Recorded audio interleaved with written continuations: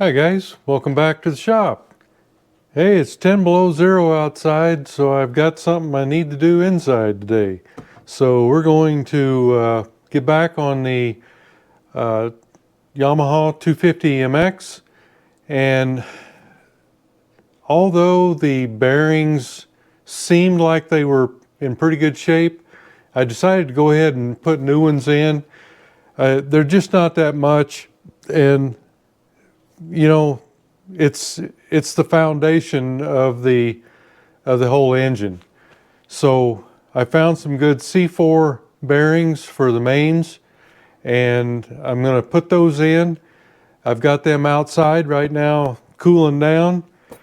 We've got some preliminary stuff we need to do. We need to get in and put the snap rings in, get those properly oriented. Then we'll get the bearings in, and we'll let that kind of normalize a little bit. And then we're going to check the depth of the cases, both sides, add them together, and see what our dimension is for a crankshaft, and see what kind of shimming we're going to have to do on that when we install it. I'm still short one bearing. It's probably going to be, I don't know, it could be mid-March before I get it. I just decided to go ahead and put all the new bearings in, and of course seals are going into. You know, it's just not a good idea to skimp there. Those things, even though they look brand new, you just need to do it. You need to just suck it up, buy the bearings, and put them in there, because like I said, it is the foundation. If those mess up, you don't have anything. So let me get you overhead here, and we're going to get started on some of this stuff. Okay, we're getting ready to put these snap rings in, and one thing you need to note, there's a little arrow right here cast into both sides of the cases. And if you look at that, Yamaha tells you to put the gap where that arrow is. And what they're doing is they don't want the snap ring covering up the oiling hole. That's the whole idea, what's going on. So that's all you're doing. You probably don't really need to have the arrow there, but they do. But when you install those, they just want to make sure that you're not covering up the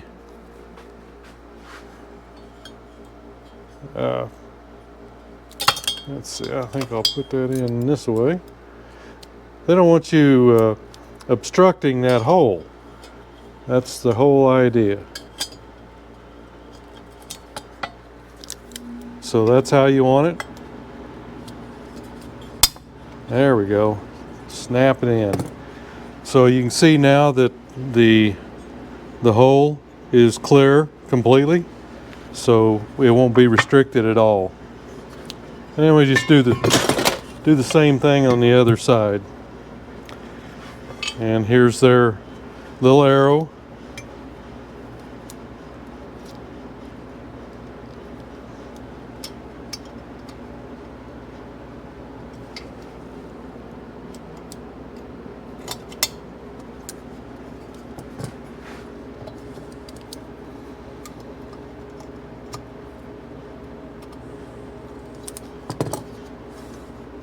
There. Same with that one. Everything's clear. All right. These are the bearings that I got. They're SKF, USA made, and they're C4, which are very close tolerance bearings. I think most of the time these come with C3s, and C3s are, to be quite honest, are just fine. But I was able to find these at a very good price. I think they were like $10 a piece, which was really good for that size of bearing. These are the ones that came out, and I just popped these out just to make sure that I had my tapping in or pressing in equipment if I need it, along with my hammer here. Like I said, I've got the bearings outside in the stove bank cooling. It's about 10 below zero. And what I'm going to do is I'm going to heat this up to about 200 degrees. And hopefully at that point, I can just drop the bearings in with nothing, without any force at all. But I've got this in case I need it, and we can go ahead and finish the job if they don't just fall in. Okay, let's go get our bearings.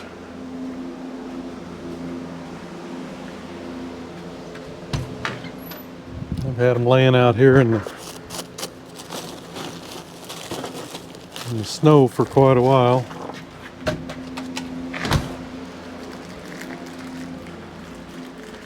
And I've got a little thing of snow here, so I'm put them in there while I'm messing with it.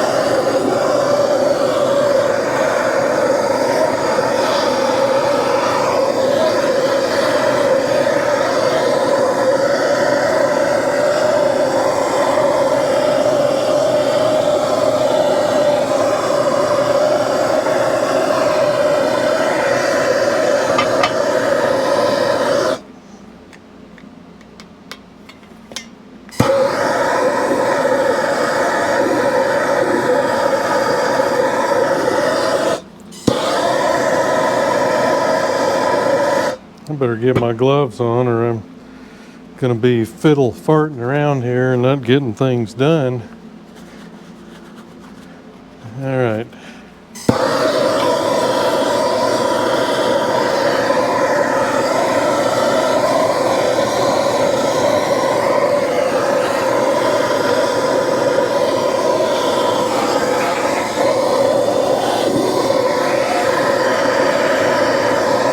We're almost at 200 degrees. I got a temp stick here. Yep, we're good.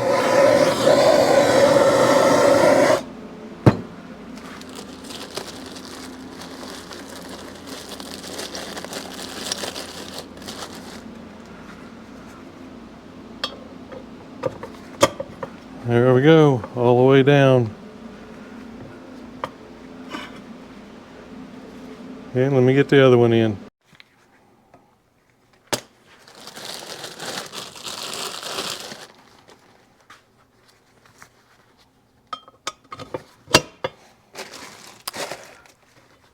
Alrighty. Okay, now what we're doing is we're going to measure from the top of the parallel down to the inner race of the bearing, and I'm doing this of course to both halves, and I've already mic'd the parallel, and it's exactly a 1/2 inch, so that'll be subtracted from our measurement here, and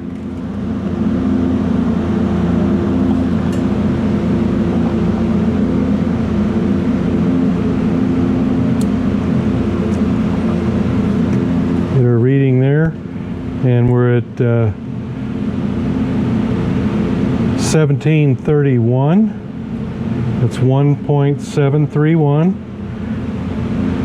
and we take off the 1/2 inch, and we're at 1.231, and then we do the same to the other case.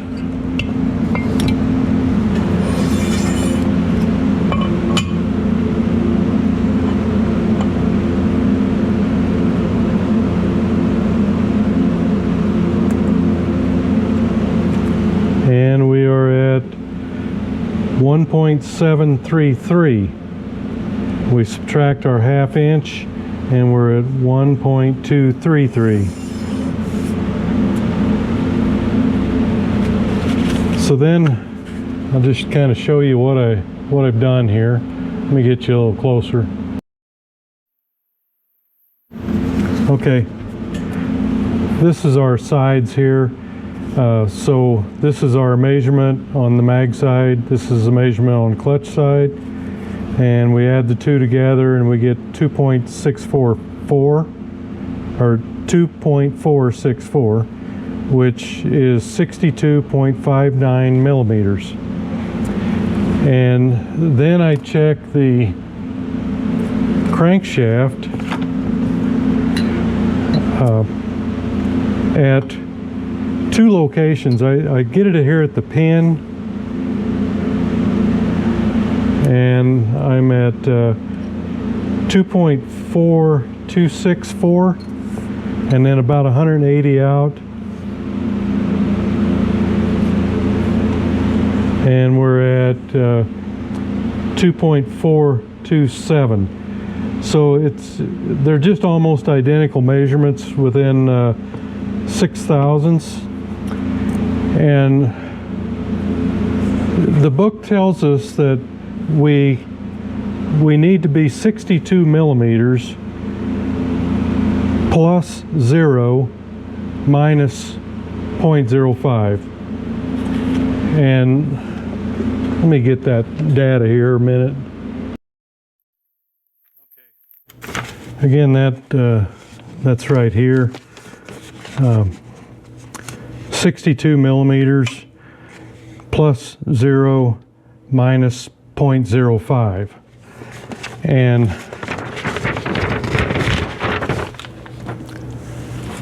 so what we're ending up with there is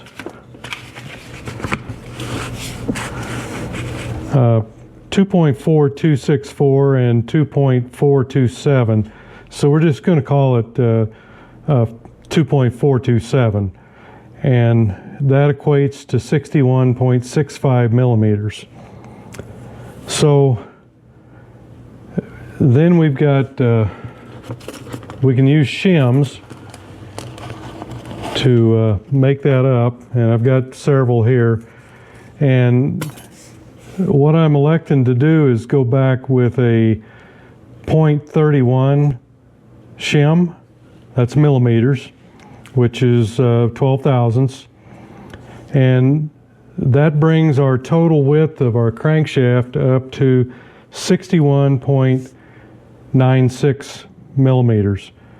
So we should be in that just fine. And what we're really coming up with is about 25 thousandths or 0.63 millimeters of clearance when the case halves are assembled.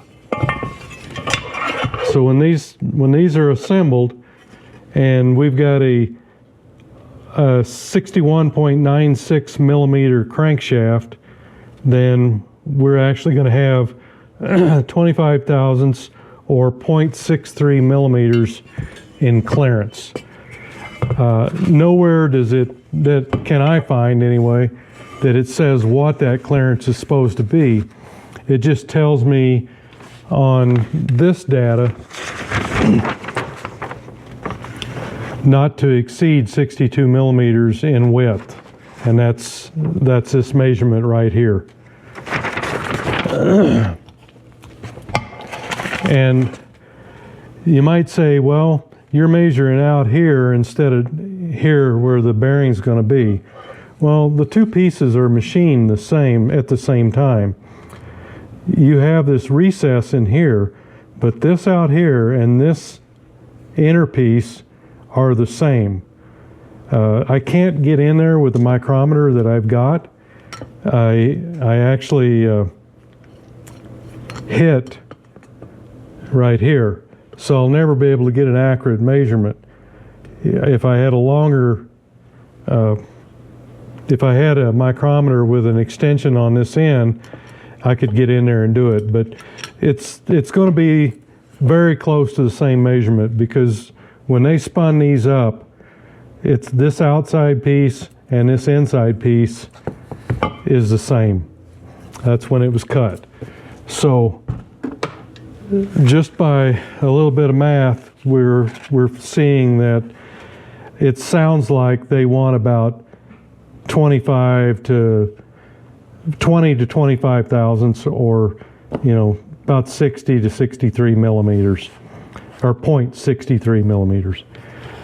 So they want some clearance. That's why they're saying don't exceed the 62 millimeters here. And they're actually showing that when you measure it as, in here. But this is all the same. And, there's just not going to be that much difference between the inside and the outside. But anyhow, that's what it seems like they're wanting, is they just want a little bit of clearance, but they don't want this thing moving back and forth. So we've got that, and we should be, well, we're right in spec. So the next thing we need to do is probably get our seals in, and I've got this bearing that I can put in. Do I? I can't remember. I've got one bearing that I'm waiting on, I believe. So let me get things all figured out here, and we'll try to get some seals in. I've got this one here that goes into this one, and this one here is the one I'm waiting on. Goes right here, and actually the counter shaft bearing is just fine, so I'm going to reuse it. It shows no roughness. It was above any water that must have been in there. These actually had a little bit of a rough spot in them, as did these here. They wasn't bad, but they needed to be replaced. So the only one I'm reusing is the one on the counter shaft, next to the counter shaft sprocket. We'll go ahead and get just a little bit of the black RTV, very sparingly, and it's keep it all up here by the front.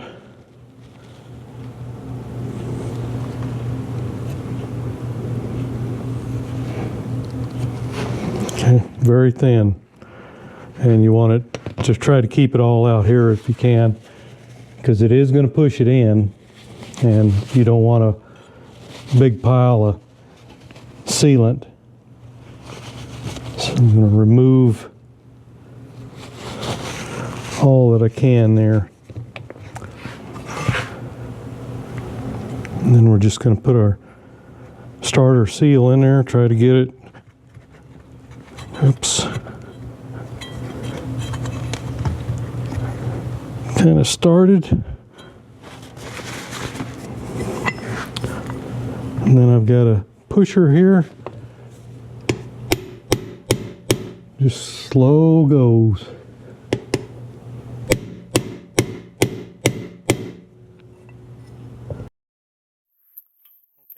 Got it in there.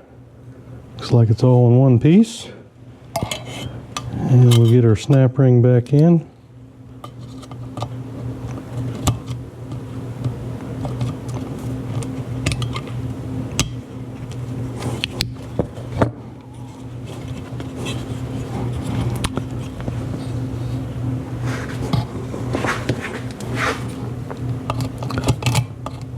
Actually, I don't want this end flopping around right here, so we'll move it over here, just like they say.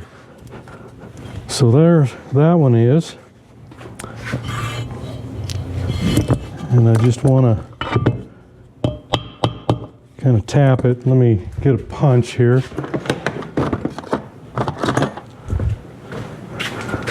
And I just want to tap that a little bit to make sure that it's seated. All right, and it is. So that one's good. And you always just want to look down in there to make sure that the spring doesn't fall out of that seal. Because I decided I'd go ahead and put this one in with the press. Them little big seals are kind of cantankerous.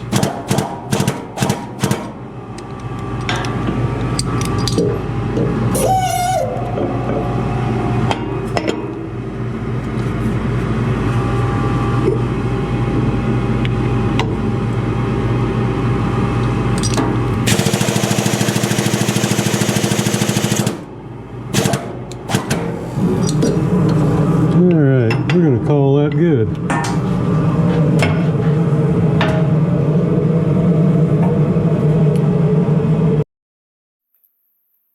So I think that's about all we're going to get done today.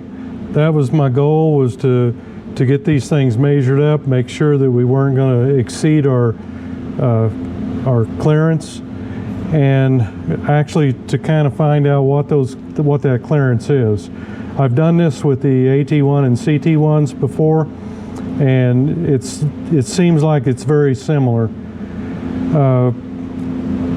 One thing, it will really behoove you to get you can make one of these if you got a lathe, of course, or you can just have somebody that has one turn them out. It makes putting bearings in easier, putting the seals in easier. You just make it to fit. And I already had this piece that fits in there like that, but you're just better off if you can press that seal in, and using the cold hot method to drop the bearings in, so much easier too. Pay attention to your little arrows here for where the clips go, your C-clips, and that's on both sides so that you keep them out of these your lubrication holes here going down to the main bearings. So I've got one bearing yet to come in, and that's this one. I'll be reusing this one, and I have this one here right there. So as soon as I get the next two in, or get the other one in, I'll go ahead and finish up installing the bearings, and then we'll work towards getting the transmission in, getting the case halves put together. But for now, I think that's just about it. Okay, since I've got a few days before my bearings will come in, it's probably going to be a couple of weeks because they had to order them from Yamaha. But I don't know, seems like maybe the first week of March or something. But anyhow, this has got to be bored, and it was already bored to 0.50, and we're going to go to 1. So we've got that yet to do. So we'll be doing that here pretty shortly, probably, and we can go ahead and get the cylinder lined out and get it detailed up and all that. But you know, we just have to wait on parts. That's just kind of the story of my life here. And now I'm with the blizzard coming through. It's probably going to be slow things down as far as mail delivery and that sort of stuff. It just always does. So stay tuned for that. We'll get to this here in the next couple of days, I think. So we're on our way to getting the transmission put together. The crankshaft's ready. The main bearings are ready. We're going to do the cylinder here in the next few days. And as soon as those bearings come in, we're going to go ahead and get the transmission put together. Hopefully I've got everything. I don't know. I've tried to go through and make sure I've got things on order or have things on hand. Sometimes it just doesn't work out. But anyhow, hey, thanks for going along on the ride, and we'll see you next video.